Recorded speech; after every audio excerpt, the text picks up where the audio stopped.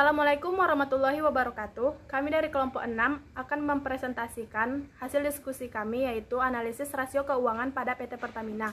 Sebelumnya kami akan memperkenalkan diri. Saya Yulpahira, nomor BP 19101155310733. Perkenalkan, nama saya Arita Nuryati, nomor BP 19101155310788. Nama saya Bunga Fatiha, nomor BP 19101155310790. Saya Yola Fikistira, BP 19101155310732. Saya Rahelia Serina Darwin dengan nomor BP 19101155310719. Saya akan menjelaskan terlebih dahulu apa itu rasio keuangan.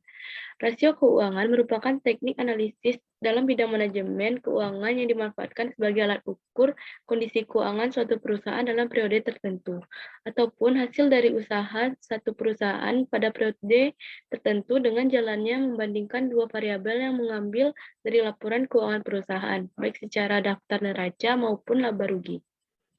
Hasil analisa ini sering dipakai oleh perusahaan untuk mengambil kebijakan yang digunakan sebagai strategi dalam menyelamatkan aset perusahaan. Manajemen perusahaan juga menggunakan analisis ini untuk melihat kinerja perusahaan dan bisa menjadi bahan evaluasi untuk manajemen. Selain itu, metode analisis ini juga kerap digunakan oleh investor untuk membandingkan kondisi keuangan antara dua perusahaan, sehingga nantinya dapat menentukan pilihan investasi yang tepat untuk investor. Jadi, rasio keuangan ini biasanya digunakan oleh para investor untuk membandingkan perusahaan satu dengan perusahaan dua, yang dimana jika perusahaan yang terbaik itulah yang bakal diambil oleh investor untuk berinvestasi di perusahaan yang memiliki rasio keuangan yang lebih baik.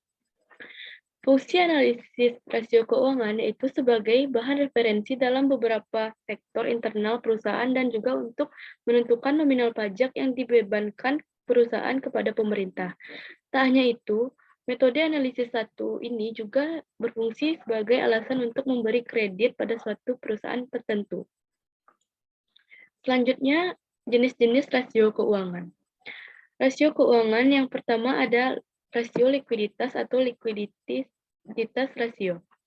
Rasio likuiditas menggambarkan kemampuan perusahaan untuk kas dan dalam jangka yang memenuhi beragam liabilitas jangka pendek yang harus dipenuhi oleh perusahaan. Jenis rasio likuiditas yaitu rasio lancar atau current ratio, rasio cepat atau quick ratio, rasio cash ratio, atau rasio dan yang keempat rasio perputaran cash turnover ratio. Yang kelima, persediaan untuk modal kerja, inventory to net working capital. Yang kedua yaitu rasio solvabilitas atau leverage ratio. Rasio solvabilitas menggambarkan kemampuan perusahaan untuk melunasi semua utang-utangnya pada saat jatuh tempo. Jenis-jenis rasio solvabilitas yang pertama, rasio utang terhadap harta, debit to asset ratio. Yang kedua, rasio hutang terhadap modal, debit to equity ratio. Yang ketiga, rasio hutang jangka panjang terhadap modal, long term debit to equity ratio. Yang keempat, times interest earned. Yang kelima, fixed charge coverage. Selanjutnya akan dilanjutkan oleh teman saya. Baiklah, saya akan melanjutkan presentasi dari kelompok kami, yaitu jenis-jenis rasio keuangan. Rasio aktivitas atau activity ratio. Rasio aktivitas merupakan rasio yang digunakan untuk mengukur tingkat efisiensi atas pemanfaatan sumber daya yang dimiliki.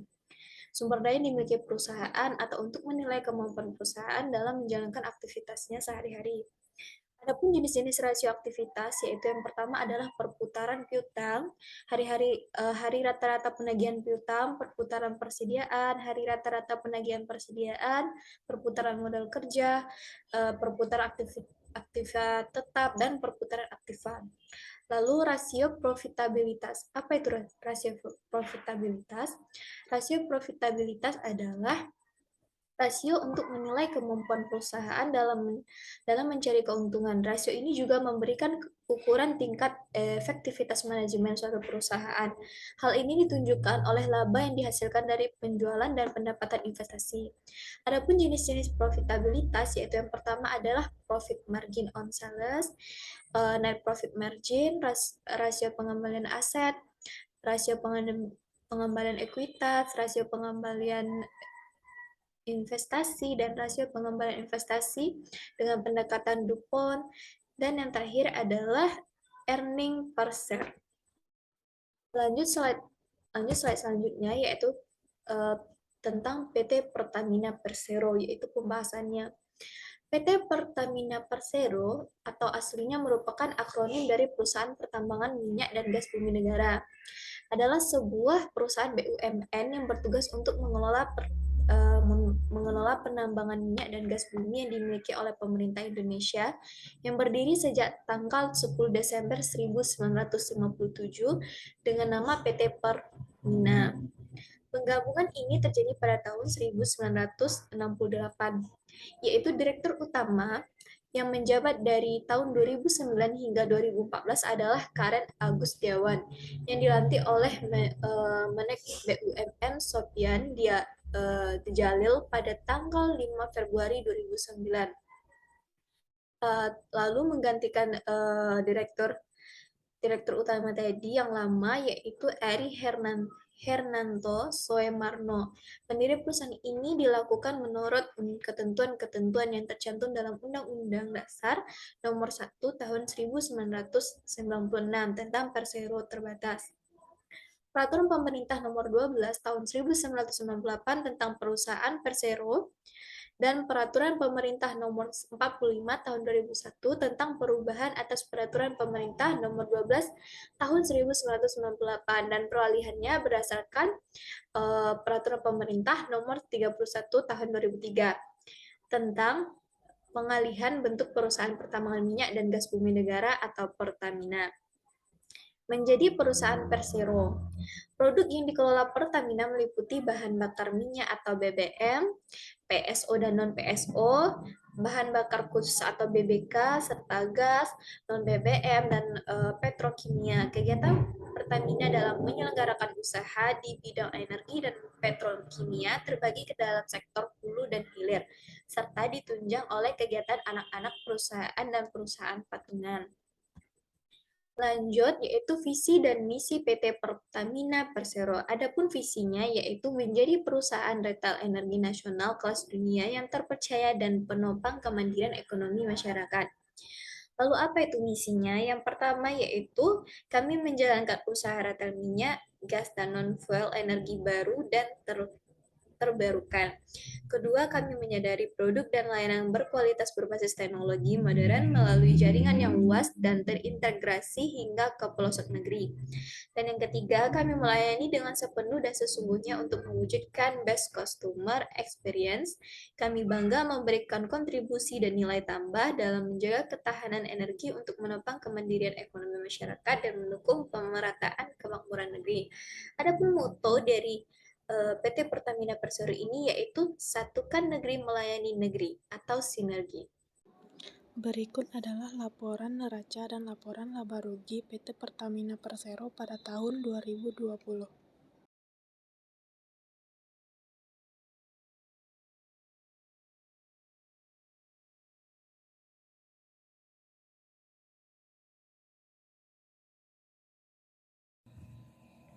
Selanjutnya yaitu analisis rasio pada PT Pertamina. Analisis rasio keuangan yang pertama yaitu rasio likuiditas. A. Current ratio. Metode perhitungan yang digunakan yaitu aktiva lancar dibagi dengan utang jangka pendek, maka diperoleh hasil 2,16 rupiah. Kemudian interpretasi yang diperoleh dari hasil perhitungan current ratio yaitu kemampuan untuk membayar hutang yang segera harus dipenuhi dengan aktiva lancar. Kemudian yang kedua, setiap hutang lancar Rp1 dijamin oleh aktiva lancar sebesar Rp2,16. Hal ini menunjukkan bahwa sumber dana aktiva lancar berasal dari dana utang lancar. Ini akan menimbulkan resiko apabila seluruh kewajiban lancar jatuh tempo secara bersamaan sehingga perusahaan mengalami kesulitan. Kemampuan untuk membayar hutang lancar dan memenuhi aktiva lancar kembali. Kemudian yang kedua, cash ratio. Metode perhitungan yang digunakan yaitu kas ditambah dengan bank, kemudian dibagi dengan utang jangka pendek. Dan diperolehlah hasil 0,93 rupiah. Interpretasinya yaitu yang pertama, kemampuan membayar utang dengan segera harus dipenuhi dengan kas yang tersedia dalam perusahaan. Kemudian yang kedua, setiap utang lancar sebesar Rp1 dijamin oleh kas sebesar 0,93 rupiah. Hal ini akan menimbulkan resiko apabila seluruh kewajiban lancar jatuh tempo secara bersamaan sehingga perusahaan tidak memiliki kas untuk membayar kewajiban lancarnya dan biaya operasional lainnya. Kemudian yang ketiga, quick ratio. Metode perhitungan yang digunakan yaitu kas ditambah efek ditambah piutang dibagi dengan utang jangka pendek. Dan diperolehlah hasil sebesar Rp4,30. Interpretasi dari perhitungan quick ratio yaitu kemampuan untuk membayar utang yang segera harus dipenuhi dengan aktiva yang lancar yang lebih liquid. Kemudian setiap utang jangka pendek sebesar Rp1,00 dijamin dengan quick asset atau aset lancar sebesar Rp4,30. Nah, hal ini akan menimbulkan resiko apabila seluruh kewajiban lancar jatuh tempo secara bersamaan, sehingga perusahaan tidak memiliki aktiva lancar yang lebih liquid untuk membayar kewajiban lancarnya. Kemudian yang keempat ada cash turnover. Metode perhitungan yang digunakan yaitu penjualan bersih dibagi dengan modal kerja bersih atau utang jangka pendek. Maka diperolehlah hasil Rp1,69. Dan interpretasi yang diperoleh dari perhitungan cash turnover yaitu kemampuan perusahaan untuk membayar tagihan dan biaya penjualan ditambah setiap Rp1 tagihan dan biaya penjualan dijamin Rp1,69 dari modal kerja. Hal ini menunjukkan bahwa kemampuan perusahaan untuk menutupi biaya tagihan dan penjualan dengan modal kerjanya cukup bagus. Kemudian yang kelima ada inventory to net working capital. Metode perhitungan yang digunakan yaitu persediaan dibagi dengan modal kerja bersih. Maka diperoleh hasil sebesar Rp0,40. Interpretasi dari perhitungan inventory to net working capital yaitu kemampuan perusahaan untuk memperoleh persediaan dari modal kerja ditambah setiap Rp1 persediaan dijamin sebesar 0,40 modal kerja bersih. Hal ini menunjukkan bahwa untuk memperoleh persediaan dari modal kerja cukup baik sehingga persediaan tetap terjaga. Kemudian rasio keuangan yang kedua yaitu rasio leverage atau solvabilitas. Yang pertama yaitu debt to equity ratio. Metode perhitungan yang digunakan yaitu utang lancar ditambah dengan utang jangka pendek dibagi dengan modal atau equity. Maka diperolehlah hasil Rp1,21. Dan interpretasi dari perhitungan solvabilitas yaitu kemampuan perusahaan untuk menjamin utang dengan modal setiap Rp1 utang langsung dan utang jangka panjang dijamin sebesar Rp1,21 modal sendiri. Hal ini akan menimbulkan risiko apabila seluruh utang perusahaan jatuh tempo secara bersamaan sehingga perusahaan kekurangan modal apabila melunasi utang-utangnya. Kemudian yang kedua, debt to assets ratio. Metode perhitungan yang digunakan yaitu total utang, yaitu utang langsung, utang jangka panjang dibagi dengan total aset. Hasil perhitungan yang diperoleh sebesar Rp0,55. Dan interpretasi yang dari perhitungan debt to assets ratio yaitu sebagian besar aktiva perusahaan dibiayai oleh hutang. Kemudian setiap Rp1 hutang dijamin 0,55 rupiah aset. Hal ini menunjukkan setengah aset perusahaan sumber dananya dari hutang. Dan ini cukup berisiko bagi perusahaan. Kemudian yang ketiga, long term debt to equity ratio. Metode perhitungan yang digunakan yaitu hutang jangka panjang dibagi dengan modal sendiri. Hasil yang diperoleh yaitu sebesar Rp0,89. Dan interpretasi dari perhitungan long term to debt to equity ratio yaitu setiap rupiah modal perusahaan terdiri dari hutang jangka panjang. Kemudian setiap Rp1 hutang jangka panjang dijamin sebesar Rp0,89 modal. Nah, hal ini menunjukkan seperempat modal perusahaan sumber dananya dari hutang jangka panjang. Kemudian yang keempat adalah time interest earned ratio. Metode perhitungan yang digunakan yaitu EBIT dibagi dengan bunga-bunga, dan hasil perhitungan yang diperoleh sebesar Rp0,08. Kemudian interpretasi dari perhitungan time interest earned ratio yaitu besarnya laba yang yang digunakan untuk membayar bunga utang adalah sebesar 0,08 kali dalam 1 kali angsuran. Hal ini menunjukkan kemampuan perusahaan menghasilkan laba untuk menutupi biaya bunga cukup bagus, mencapai 0,08 kali dari setiap. Saya akan melanjutkan slide selanjutnya. Yang ketiga, rasio aktivitas. A. Total aset atau turnover. Metode perhitungan.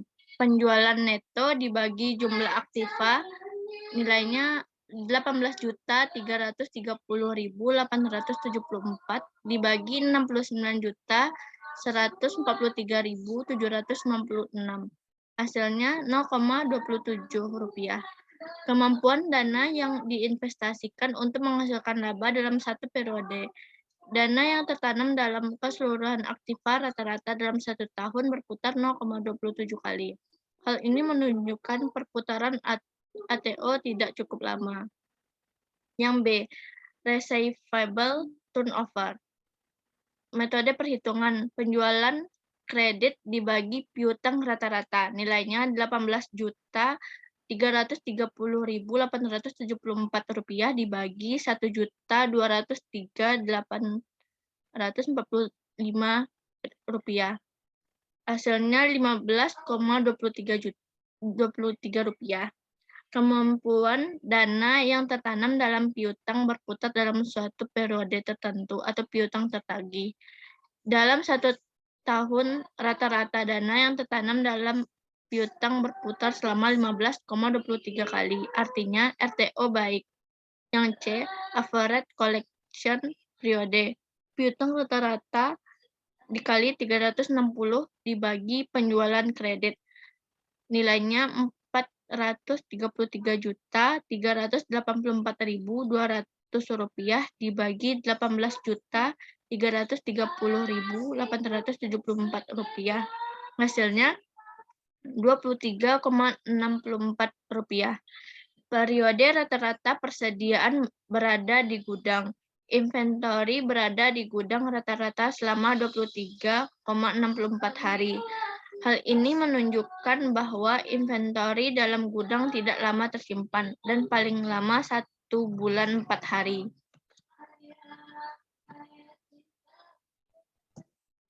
D. Inventory turnover.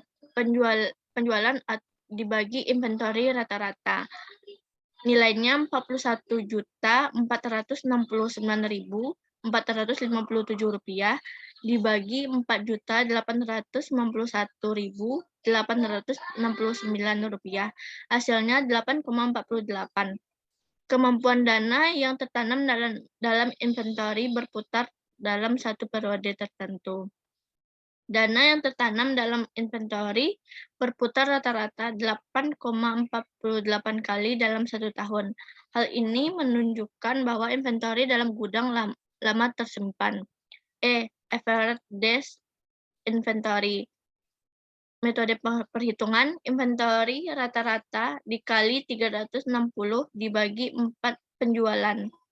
Nilainya Rp1.761.072.840 dibagi Rp4.469.457. Hasilnya 42,47. Periode rata-rata persediaan berada di gudang.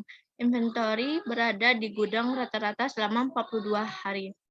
Hal ini menunjukkan bahwa inventory dalam gudang lama tersimpan dan piutang lama 1 bulan 4 hari. Saya akan melanjutkan slide berikutnya. Yang keempat, rasio keuntungan atau profitabilitas. A. Gross profit margin. Metode perhitungan penjualan dikurang HPP dibagi penjualan dengan nilai Rp6.952.466 dibagi Rp41.669.457 dengan hasil 0,17. Interpretasi laba bruto per rupiah penjualan, setiap penjualan menghasilkan laba bruto 0,17. Hal ini menunjukkan bahwa kemampuan perusahaan untuk mendapatkan laba bruto masih kecil, sehingga kemungkinan untuk menutupi biaya penjualan dan ADM akan sulit dilakukan.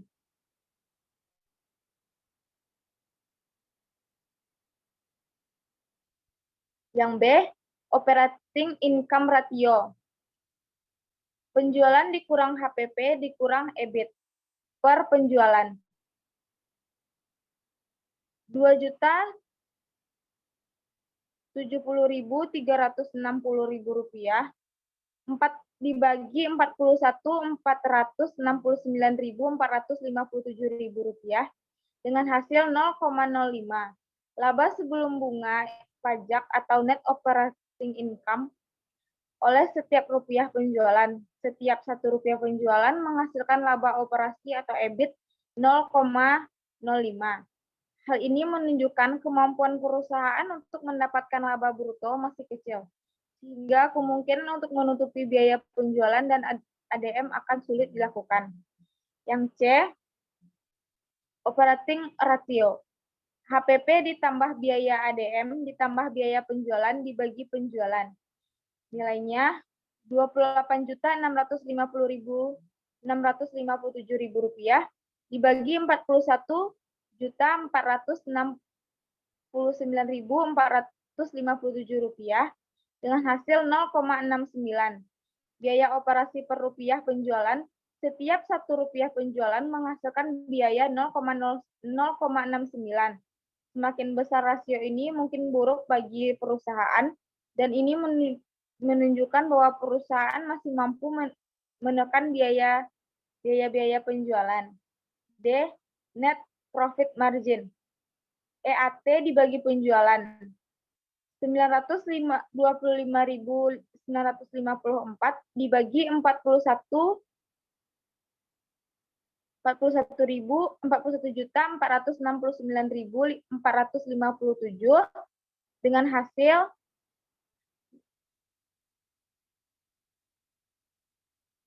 selanjutnya dengan hasil 0,02. Kemampuan neto per rupiah penjualan, setiap Rp1 penjualan menghasilkan keuntungan neto sebesar 0,02. Hal ini menunjukkan bahwa perusahaan belum mampu meningkatkan penjualannya. Yang E, learning power of total investment.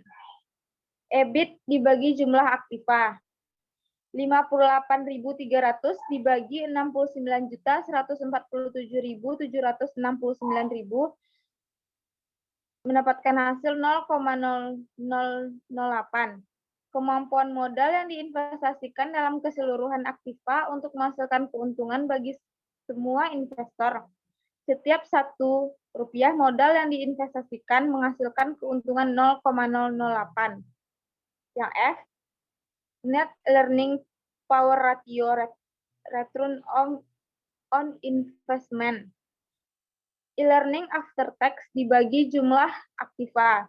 925.954 dibagi 69.143.769 rupiah dengan hasil 0,013. Tingkat pengembalian investasi dalam keseluruhan aktiva menghasilkan keuntungan 0,013. Yang G, rate of returns of the owners e-learning after tax dibagi modal sendiri. 929.954 dibagi 31.254.339 dengan hasil 0,02. Kemampuan modal sendiri dalam menghasilkan keuntungan bagi pemegang saham. Setiap Rp1 modal sendiri menghasilkan keuntungan neto 0,02 yang tersedia bagi pemegang saham. Baiklah, di sini saya akan membacakan kesimpulan dari hasil perhitungan analisis rasio PT Keuangan pada perusahaan PT Pertamina Lubrikan periode 2020 menunjukkan bahwa yang kita lihat dari analisis likuiditasnya, yang pertama, aktiva lancarnya pada perusahaan sebagian besar sumber dananya dari hutang jangka pendek. Hal ini dapat dilihat dari current ratio, cash ratio, dan quick ratio. Perusahaan mampu menutupi tagihan dan biaya penjualan dari modal kerjanya. Hal ini dapat dilihat dari cash turnover-nya. Dan terakhir, perusahaan mampu untuk menjaga modal kerjanya untuk memperoleh persediaan sehingga persediaan tetap terjaga. Hal ini dapat dilihat dari inventory to net working capital. Selanjutnya, analisa leverage atau solvabilitas. Perusahaan belum mampu menjamin utangnya dengan modalnya. Hal ini tercermin pada analisis debit to equity ratio. Yang kedua, 55% aset perusahaan sumber dananya dari utang yang tercermin dari analisis debit to asset ratio. Yang ketiga, seperempat modal perusahaan berasal dari utang jangka panjang yang tercermin dari analisis long term to debit equity ratio. Dan terakhir, perusahaan mampu menghasilkan laba untuk menutupi biaya bunga yang mencapai 0,08 kali dari jumlah angsuran tercermin dari analisis time interest ratio. Terima kasih. Baiklah, selanjutnya saya akan menyimpulkan hasil persentase kami, yaitu yang ketiga, analisa aktivitas rasio, yaitu perputaran aset perusahaan dalam 1 tahun menghasilkan laba setiap 4 bulan sekali. Hal ini tercermin pada analisis aset turnover-nya.